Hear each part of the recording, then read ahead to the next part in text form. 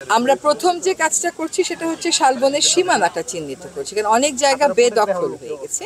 আমরা আজকে 129টা মামলা প্রত্যাহার করার ঘোষণা দিয়ে কর্মসূচিটা শুরু করব।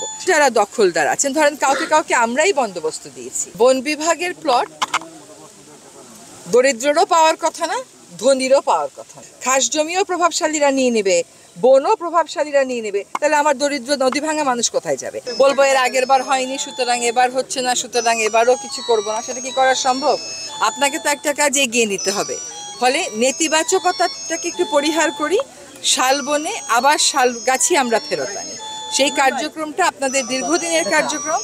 সেই কার্যক্রম শুরু করার একটাই উপায় হচ্ছে বর্ষাকালে শালবনের গাছগুলো লাগিয়ে দেওয়া, শাল গাছগুলো লাগিয়ে দেওয়া। সেই কাজটা শুরু হলো। এটা সাস্টেইনেবল করার অনেক কয়টা উপায় আছে। একটাই উপায় হচ্ছে এই বনের যারা প্রথাগত বনবাসী তাদেরকে এই কাজে সম্পৃক্ত করা। সেটা আজকে আপনারা দেখছেন যে আমরা শিক্ষার্থীদেরকে সম্পৃক্ত করছি। আমরা প্রথম যে কাজটা করছি সেটা হচ্ছে শালবনের সীমানাটা চিহ্নিত করছি, কারণ অনেক জায়গা বেদখল হয়ে গেছে। বেদখল অর্থ এই না যেখানে যারা প্রথাগত বনবাসী থাকে তারাও দখলদার, সে কথা কিন্তু আমরা বলছি না। তো আমরা সীমানা চিহ্নিত করছি। শালবনের যেসব জায়গায় বাণিজ্যিক বনায়ন হয়, বাণিজ্যিকটা দুই রকমের হয়েছে। একটা হচ্ছে এই যে ইউক্যালিপটাস, এই গাছগুলো দিয়ে আমরা ইউক্যালিপটাস গাছগুলো ক্রমান্বয়ে সরিয়ে শাল এবং তার সহযোগী গাছগুলো 70-30 অনুপাতে আনবো। এটা করতে গেলে যারা ইউক্যালিপটাস গাছ তাড়াতাড়ি বড় হয় বিবেচনায় ওগুলোকে করতেন, কেটে বিক্রি করতেন, তারা হয়তো একটা চেষ্টা করতে পারে। সেটার ব্যাপারে আমাদেরকে সকলকে সতর্ক থাকতে হবে এবং সজাগ থাকতে হবে, এবং কমিউনিটিকে এখানে একটা রোল দিতে হবে। 3 নম্বর কথা হচ্ছে যে এখানে প্রথাগত বনবাসীদের সাথে বন বিভাগের অনেক কটা মামলা মোকদ্দমা আছে। আমরা আজকে 129টা মামলা প্রত্যাহার করার ঘোষণা দিয়ে কর্মসূচিটা শুরু করব। তারপরে ক্রমান্বয়ে যেখানে আমি দেখব যে বন বিভাগে শুধু শুধু এই মামলাগুলোর পিছনে অনেক সময় এবং টাকা ব্যয় হয়, সেটা এবং কোনো ফল আসে না, সেই মামলাগুলো আমরা প্রত্যাহার করে নেব। কিন্তু জমি দখলের যে মামলাগুলো সেগুলো প্রত্যাহার করা অত সহজ না, একটু সময় সাপেক্ষ ব্যাপার। আরেকটা হচ্ছে যে আমি ঢুকতেই দেখলাম এখানে পেঁপে বাগান। শালবনের মধ্যে পেঁপে বাগান থাকার কোনো কারণ নেই। তারপরে আবার আমরা বলবো যে এখানে বানরেরা খাবার পায় না, পশুরা খাবার পায় না, তাই চলে যাচ্ছে, এটা হবে না। তো একটা হচ্ছে সীমানা চিহ্নিত করা, একটা হচ্ছে শালবনের শাল এবং সহযোগী বন প্রতিস্থাপন করা, 2 হচ্ছে কমিউনিটিকে সাথে নেওয়া, এবং কমিউনিটিকে সাথে নেওয়ার অংশ হিসেবেই আমরা মামলাগুলো প্রত্যাহারের কথা বলছি, আর তাদেরকে একটা ডেফিনেট রোল দেওয়া হবে।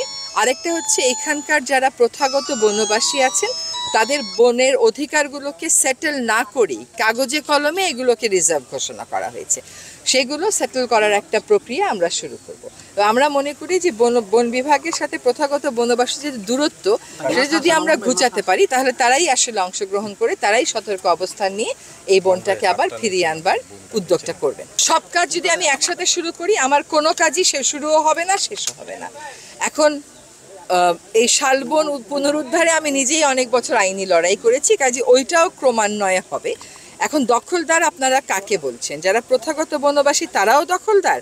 তারা তো আমি দখলদার বিবেচনা করি না। তারা বরং তাদের ফরেস্ট রাইটটা সেটেল করে দিয়ে বনের সাথে সামঞ্জস্যপূর্ণ জীবন এবং জীবিকা করে এখানেই থাকতে পারবেন। তাহলে এই টেনশনটা আমাদের কমে যায় বন বিভাগের সাথে তাদের। আর অন্য যারা দখলদার আছেন, ধরেন কাউকে কাউকে আমরাই বন্দোবস্ত দিয়েছি, সেটা হয়তো বন্দোবস্ত দিয়েছি এরশাদ সাহেবের সময়, তাদের সাথে আমরা আনুষ্ঠানিক আলোচনা শুরু করব যে তারা অন্যত্র স্থানান্তরিত হবেন। বললেই তো তারা কালকে চলে যেতে পারবেন না, তাদেরকেও একটু সময় দিতে হবে, কিন্তু আলোচনাটা আমরা শুরু করে দেবো। আর টাঙ্গাইলের এই শালবন বাদে অন্যান্য জায়গায় যেখানে দখল শুরু হয়েছে, আমাদের সময়টা কিন্তু খুব কম।